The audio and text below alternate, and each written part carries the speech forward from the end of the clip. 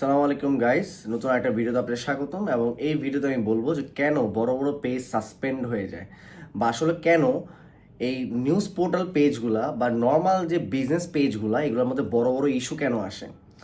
সবসময় মনে রাখবেন, মেটার এআই সিস্টেম এখনও কিন্তু টোটালি আপগ্রেডেড না, যার কারণে হচ্ছে আমরা এখন বাংলায় যখন কোনো কন্টেন্ট পোস্ট করি বা বাংলায় যখন কোনো কন্টেন্ট আমরা লিখি, সেটা একটা ফ্ল্যাগড কন্টেন্ট হিসাবে ফেসবুক পেজে ইস্যু হয়ে ধরে। এটা সবসময় মাথায় রাখবেন প্রথমে।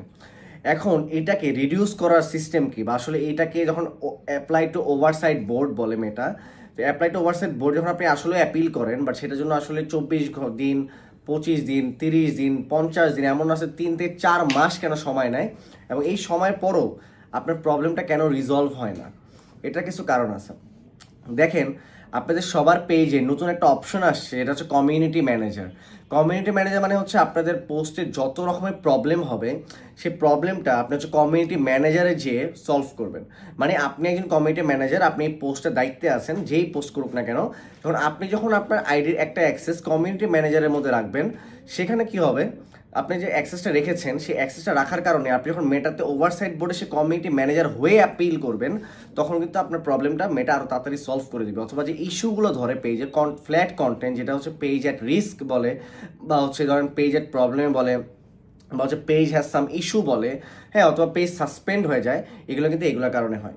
এবং দেখেন, নিউজ রেজিস্ট্রেশনটা এমন হতে হবে না যে আপনি একজন নিউজ পোর্টাল বা আপনার একজন নিউজ চ্যানেল আছে, এটার জন্যই যে আপনি আসলে নিউজ রেজিস্টার করবেন, এটা কোনো কথা না।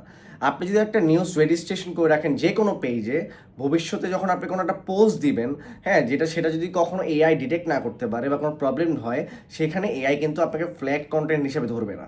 তো সেটা হচ্ছে আপনার পেজকে টোটালি হেলথ ফ্রি রাখবে এবং হেলথটাকে অনেক ভালো রাখবে। পেজে হ্যাজ সাম ইস্যুস বা পেজ অ্যাট রিস্ক, এগুলো কোনো প্রবলেম কিন্তু আসবে না।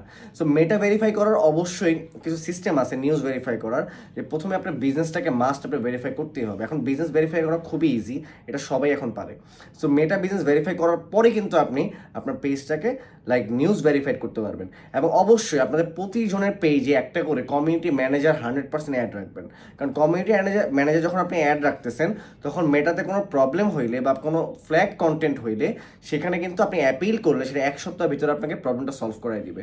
নাহলে কিন্তু এই প্রবলেম নিয়ে আপনি 7 মাস, 8 মাস, 1 বছরও ঘুরবেন, অ্যান্ড লাস্টে আপনার পেজটা সাসপেন্ড হয়ে যাবে। বুঝতে পেরেছেন আশা করি। এবং পরবর্তী ভিডিওর জন্য আমার পেজটাকে ফলো করে পাশে থাকুন। Thank you very much. আসসালামু আলাইকুম, দেখা হচ্ছে পরবর্তী ভিডিওতে।